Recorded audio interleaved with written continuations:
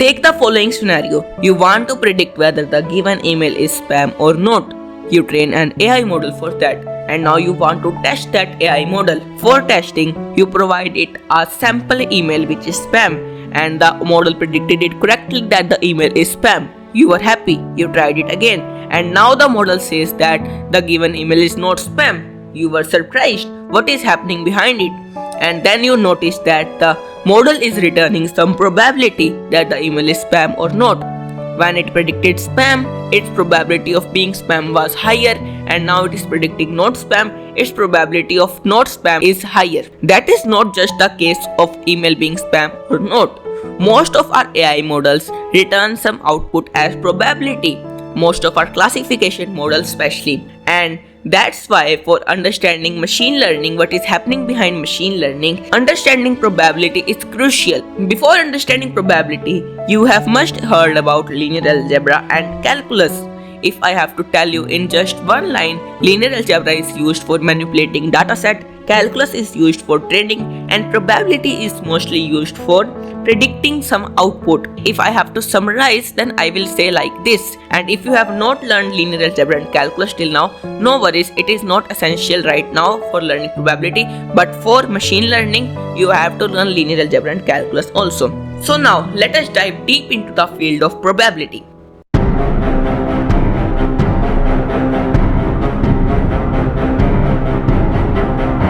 Now first of all, a question arises, what is probability? If I have to tell you in just one line, probability is a measure of how likely an event is to occur.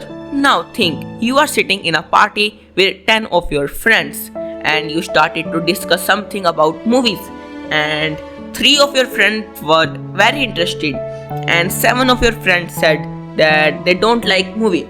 And now you came there and you want to pick some random friend there, and what is the probability that the friend you pick likes movie? And if you want to predict what is the probability of the friend you pick likes movie or doesn't like movie, and we can use the formula of probability, which is P of A is equals to event divided by total number of outcomes. Let me elaborate it. If we want to take probability of this scenario, we can say that P of movie, P of a person liking movie is equals to movie divided by total. Here movie is nothing but our event, and our total number of outcome is our sample space from which we want to predict whether the person you pick likes movie or doesn't likes movie. So we can say that there were 3 friends who likes movie, so and total number of friends were 10 friends, so that will become 3 over 10 or 0.3 or 30%. Now the probability whether you pick a friend who likes movie is 30%. Let us take another example which is very famous in probability,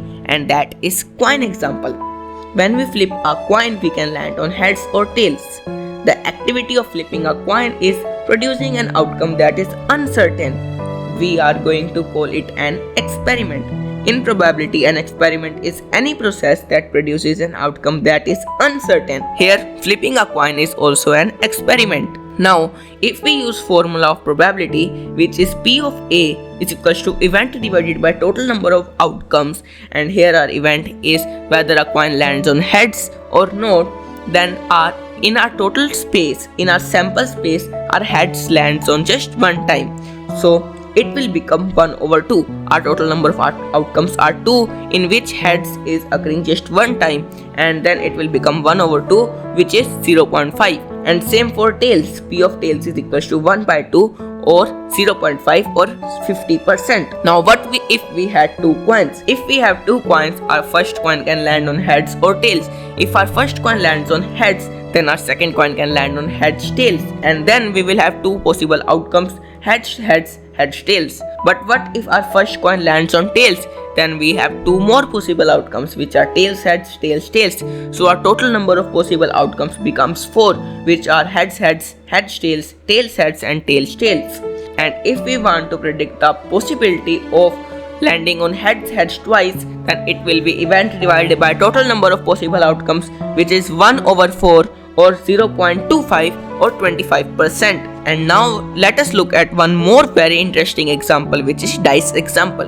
tell me the probability when you throw a dice it lands on 5. And you can say probability is 1 over 6 because 5 is occurring just one time in sample space, and it becomes 1 over 6 because our total number of possible outcomes are 6, and in which 5 is occurring just one time in the sample space, then it becomes 1 over 6. Now if we have two dice, our first dice lands on 1, then our second dice can land on 6 numbers, and if our first dice lands on 2, 3, 4, 5, 6, then we have 6, 6, 6, 6, 6 more total possible outcomes, and that becomes 36 total possible outcomes. Now you can see here the total number of possible outcomes are starting from 1, 1, 2, 1, 3, 1 all the way to 6, 6. And if we want to predict the probability of getting 6, 6, then it will be 1 over 36 because our event is occurring one time in the sample space and we have 36 total possible outcomes.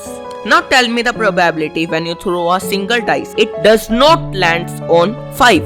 And you can say if the probability of landing on 5 is 1 over 6, then not landing on 5 will be 5 over 6. And believe me, this always happens. If we add both the probability 1 over 6 plus 5 over 6, it gets converted to 1. And this is what complement rule says. 1 is equals to probability of A not occurring plus probability of A occurring. And if we just manipulate it, and we can say that probability of an event A not occurring is equals to 1 minus probability of event A occurring. And this is what the complement rule says. The complement rule says that the probability of an event A not occurring is equals to 1 minus probability of event A occurring. So let me summarize what we learned today. First of all, we looked at the example of probability, and then we learned what is probability, and then we also learned complement of probability rule. So in next video we will learn some rules of probability like product rule, independence, sum of probability, these type of rules. So stay tuned for that and make sure to subscribe for these types of content. Also watch these videos. Thank you.